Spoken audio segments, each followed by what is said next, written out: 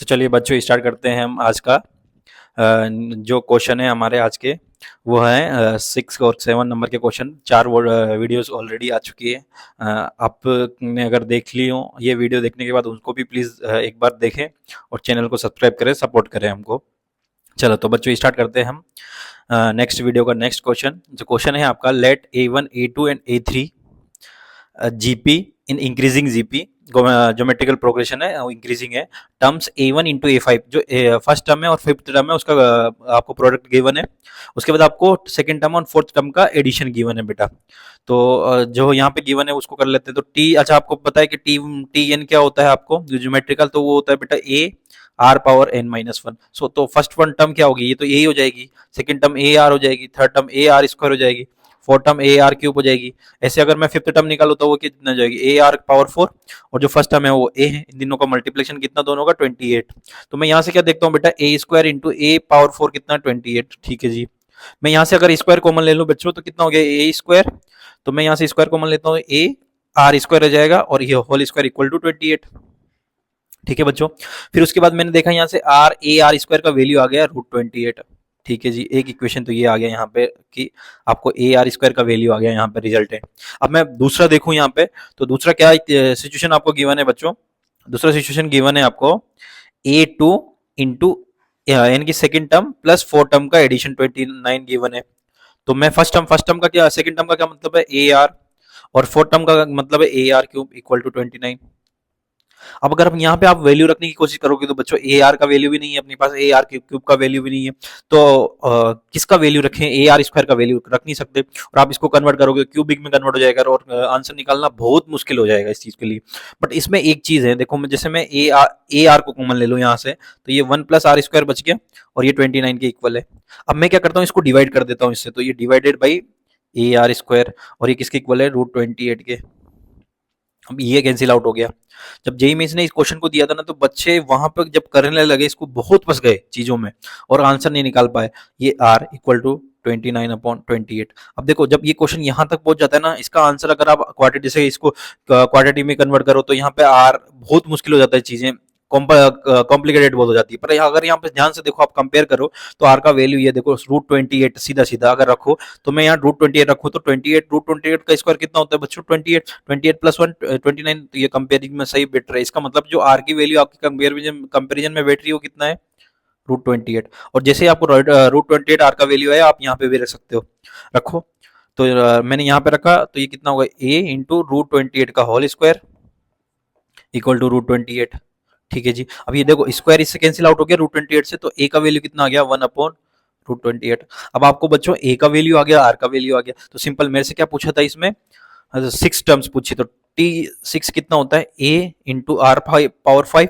तो मैं रख देता हूँ ए का वैल्यू मेरे पास है 1/√28 और आर का वैल्यू कितना है मेरे पास, √28, तो मैंने रख दिया।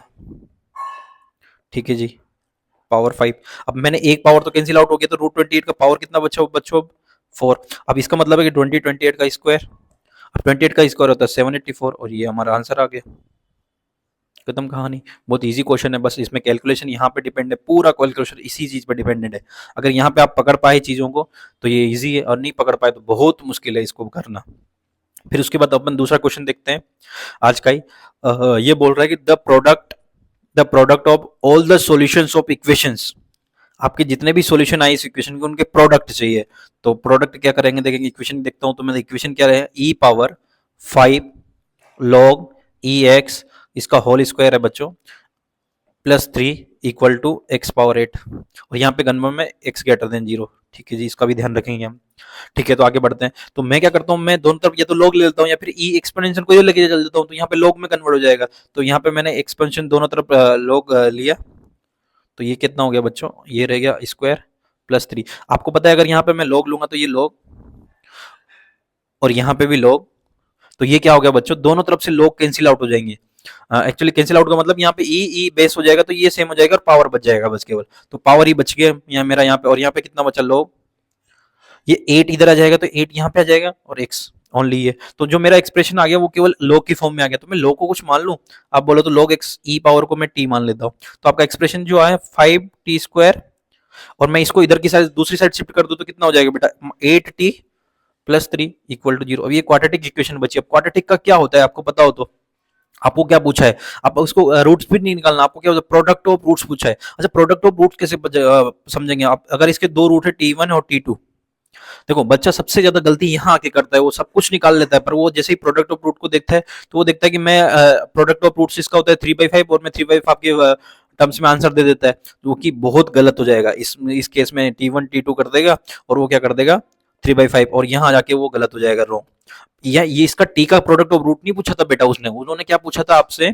आपको log का प्रोडक्ट ऑफ रूट्स पूछा था। तो मैं यहाँ क्या करूंगा, T1 प्लस T2 करूंगा। आप देखना ध्यान से, T1 प्लस T2 क्या होगा? Minus b by a, sum of roots. वो माइनस बी बाई होगा तो 8/5 हो जाएगा बच्चों। और जैसे 8/5 हो गया तो T1 क्या है? log log x1 है ना, क्योंकि आपको पता है कि log में तो इसका है, और ये क्या है T2 क्या है? ये log x2 है। अगर दो रूट्स हैं तो ये x1 और x2 निकलेंगे वो। ठीक है, अब यहाँ पे बारी आ गई इस चीज की कि यहाँ पे ये x1 इंटू x2 है, ये 8/5 है। जब आप x1 इंटू x2 निकालोगे तो ये क्या हो जाएगा? अगर मैं रूट को इधर लॉग को इधर शिफ्ट कर दूं तो ये आ जाएगा e⁻8/5। ये आपका प्रोडक्ट ऑफ रूट्स हुआ, ना कि ये T1 T2, जो कि बहुत गलत है। अगर यहाँ पे कर देते हो आप 3/5, जो आंसर बच्चा रख के जाएगा वो बहुत रॉन्ग है। तो यहाँ पे आंसर क्या हुआ? e⁻8/5। और आपके आंसर भी 8 e की पावर में ही दे रखे हैं, तो आपको इसका हिंट से भी आप समझ सकते हो इस चीज को। तो अपन इस वीडियो को यहीं खत्म करते हैं। नेक्स्ट वीडियो में अपन 8, 9, 10 जो भी क्वेश्चन आएंगे उनको स्टार्ट करेंगे।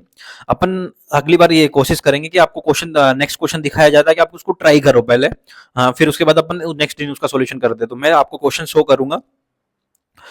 एक्चुअली मैंने पहले से सोल्व भी कर रखा है ये, तो मैं इसको तो रब कर देता हूँ, आपको शो कर देता हूँ क्वेश्चन। क्वेश्चन आपका है बच्चों, मैं नेक्स्ट क्वेश्चन बता के जा रहा हूँ आपको कि if sigma r belongs to 1 to n, t r आपको गिवन है 2n, यानी इसका मतलब आपको ये जो समेशन ऑफ टी आर है उसको एस एन बोलते हैं, जो कि एस एन आपका गिवन है, सम ऑफ ऑल द सीरीज। ये गिवन है 2n-1, 2n+1, 2n+3, 2n+5 divide by 64, और आपसे पूछा है उसका 1/में टी आर का समीशन। तो ये भी बहुत अच्छा क्वेश्चन है, आप एक बार प्लीज ट्राई करें, और जिसको भी आया वो प्लीज कमेंट में मेंशन करें इसका आंसर ऑप्शन। ठीक है, और मिलते हैं नेक्स्ट वीडियो में नेक्स्ट क्वेश्चन के साथ। Thank you.